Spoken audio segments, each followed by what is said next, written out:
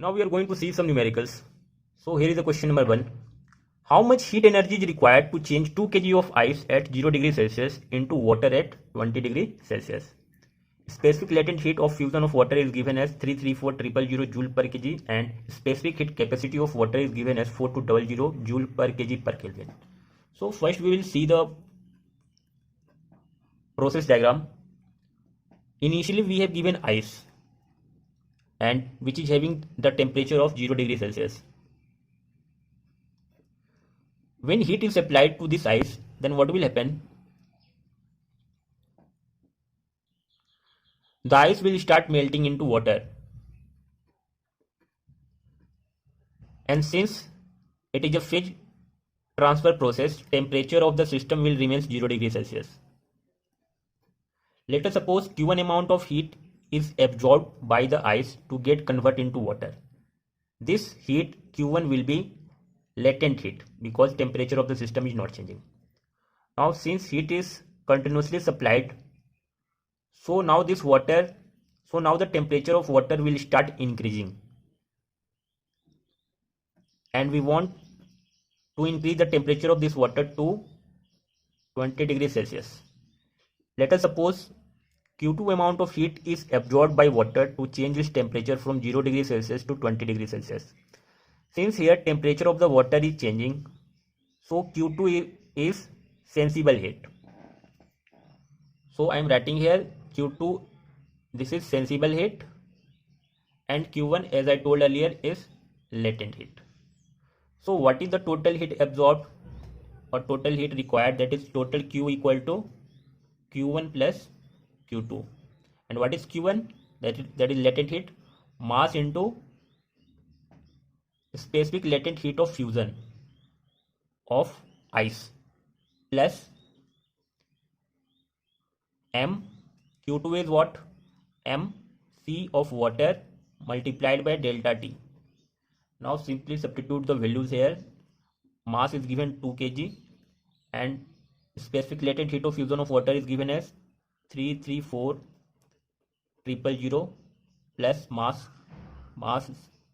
of the system will not change, and specific heat capacity of water is given as 4200 into delta T. And what is delta T? Higher temperature minus lower temperature. Higher is 20 degree and lower is 0 degree Celsius. So if we'll simplify this, it will come out 836,000 joule or 836 kilojoule. This will be our final answer. Okay, now let's see the question number 2. Starting at 20 degrees Celsius, how much heat is required to heat 0.3 kg of aluminum to its melting point 660 degrees Celsius and then to convert it all to liquid? Specific heat capacity of aluminum equal to 900 joule per kg per degree Celsius, and specific latent heat of fusion of aluminum is given as 321,000 joule per kg. So first we will draw the process diagram. Initially we have given 0.3 kg of aluminum,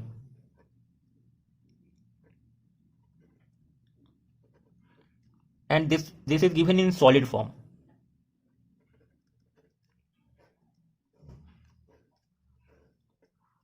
Having temperature of 20 degrees Celsius initially. Since when heat is applied to the aluminum, its temperature will increase to its melting point.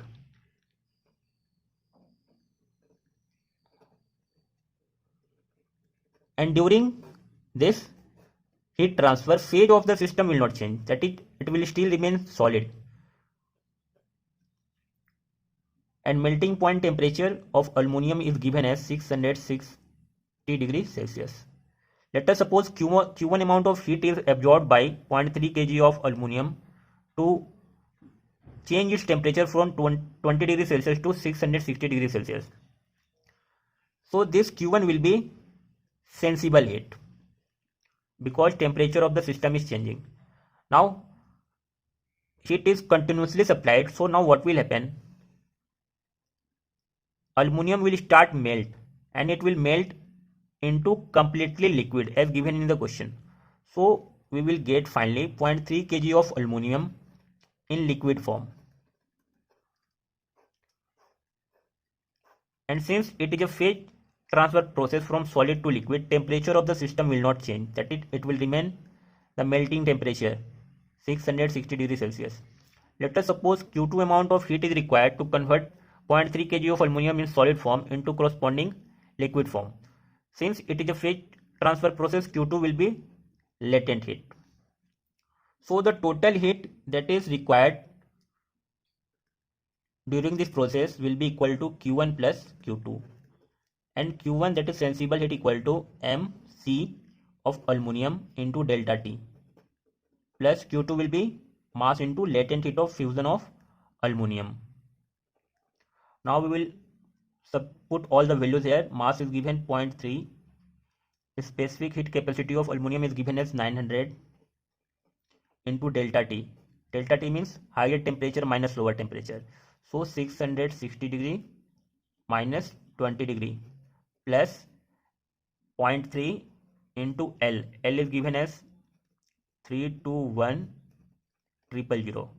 If we will solve this, it will come out 269100 joule or 269.1 kilojoule. This will be the final answer.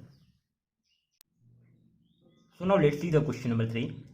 How much heat must be removed by a refrigerator from 2 kg of ice at 70 degrees Celsius to convert it to ice cube at minus 11 degrees Celsius? Specific heat capacity of water is given 4200 joule per kg per degree Celsius. Specific latent heat of fusion of ice is given as 3.34 into 10 to the power 5 joule per kg. And specific heat capacity of ice is given as 2100 joule per kg per Kelvin. So first we will draw the process diagram. So initially we have given 2 kg of water. So we have 2 kg of water having temperature of 70 degrees Celsius. So when heat is removed, first what will happen? The temperature of water will keep on decreasing, and this temperature will decrease up to the freezing point of water, that is 0 degrees Celsius.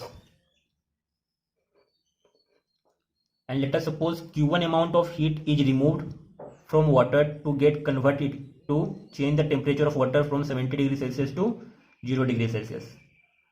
Again we are removing heat from this amount of water. Then now what will happen? Freezing of this water will start happening, that is this water will get converted into ice, and the temperature of the system will not change. Let us suppose Q2 amount of heat is removed from the water at 0 degrees Celsius to get it converted into equivalent amount of ice. Now again we want the temperature of this ice cube at minus 7 degrees Celsius. So again we will remove heat from this ice. So the temperature will now start decreasing, and the final temperature of the ice that we require is minus 11 degrees Celsius. Let us suppose Q3 amount of heat is removed from the ice to change its temperature from 0 degrees Celsius to minus 11 degrees Celsius. So the total heat that is removed from the system is Q1 plus Q2 plus Q3. Clearly Q1 will be specific heat.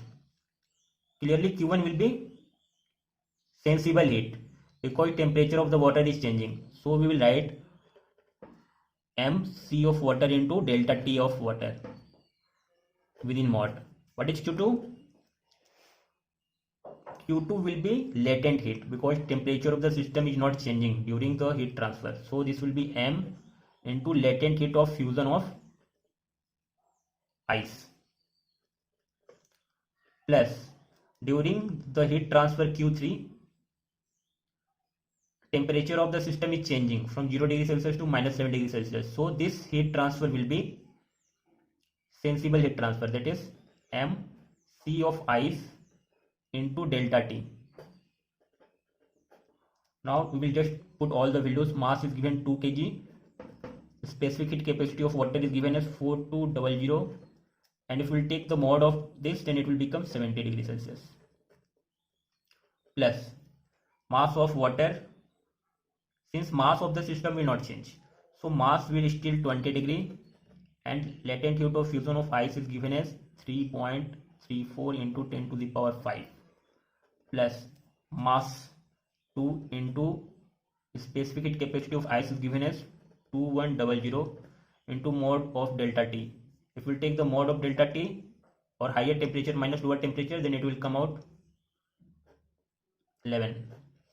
And if we'll simplify this, the final answer will come out 1.302 into 10 to the power 6 joule.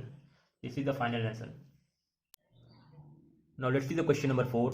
How much energy is required to heat 7.5 kg of ice from minus 30 degrees Celsius to steam at 200 degrees Celsius? So first we will draw the process diagram. Initially we have given ice having mass of 7.5 kg and it will be constant throughout the process, and initial temperature is minus 30 degrees Celsius. So when heat will be added to the ice, its temperature will first start increasing without changing the phase. So it will reach up to the melting point of the ice, which is equal to 0 degrees Celsius.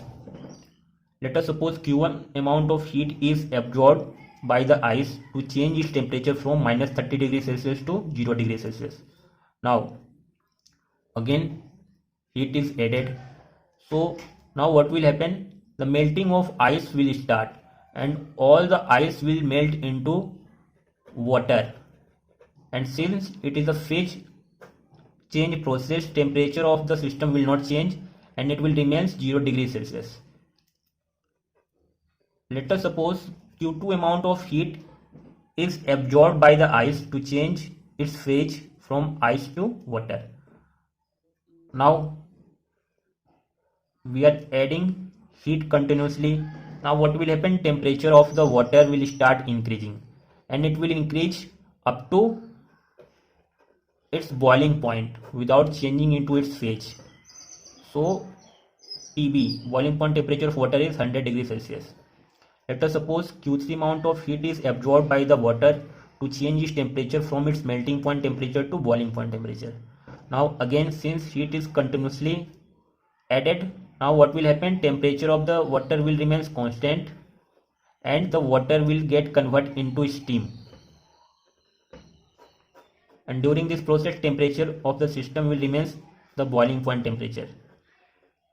Let us suppose Q4 amount of heat is absorbed by the water to get it converted into equivalent amount of steam at the same boiling temperature. But we need the final temperature of the steam is 200 degrees Celsius. So we will still keep adding heat to the system. Now finally what will happen? Temperature of the steam will start rising and it will reach to the desired temperature, that is final temperature of the steam that is required is 200 degrees Celsius. Let us suppose Q5 amount of heat is added to the steam to change its temperature from 100 degrees Celsius to 200 degrees Celsius. Now the total heat that is absorbed during this process is Q1 plus Q2 plus Q3 plus Q4 plus Q5. Now Q1 will be sensible heat because temperature of the system is changing without changing the phase of the system, which is solid here. So Q1 equal to MC of ice into delta T. Delta T means higher temperature minus lower temperature, which is 0 minus of minus 30 become plus 30 plus Q2. What is Q2? It is latent heat because temperature of the system is not changing. So this will be M into latent heat of fusion of ice plus Q3. Q3 will be what? Q3 will be, since Q3 it will be sensible heat because temperature of the system is changing. So we will write M C of water into higher temperature minus lower temperature, 100 minus 0 plus. Now during Q4 temperature of the system is remaining constant, so Q4 will be latent heat. So M into latent heat of vaporization of water plus during Q5 temperature of the steam is continuously increasing, so Q5 will be sensible heat. So we will apply the formula of sensible heat, m C of steam into delta T. What is delta T here? Final minus initial or higher minus lower. So 200 minus 100 degree. Now we will put all the values here. Now put all the datas. So m is given 7.5. Specific heat capacity of ice, as we did earlier, is 2100. So we will put 2100 into 30 plus mass is 7.5. Specific latent heat of fusion of ice is 3.34 into 10 to the power 5. So this is 3.34 into 10 to the power 5 plus mc, mass is 7.5, c of water is 4200. So we will write 4200 into delta T, which is 100, plus m, mass is given 7.5. Latent heat of vaporization of water is 2.26 into 10 to the power 6 plus m, which is 7.5. Specific heat capacity of steam is 1996. So 1996 into delta T, that is 200 minus 100 is 100. Just calculate this one, that will be the final answer in joule.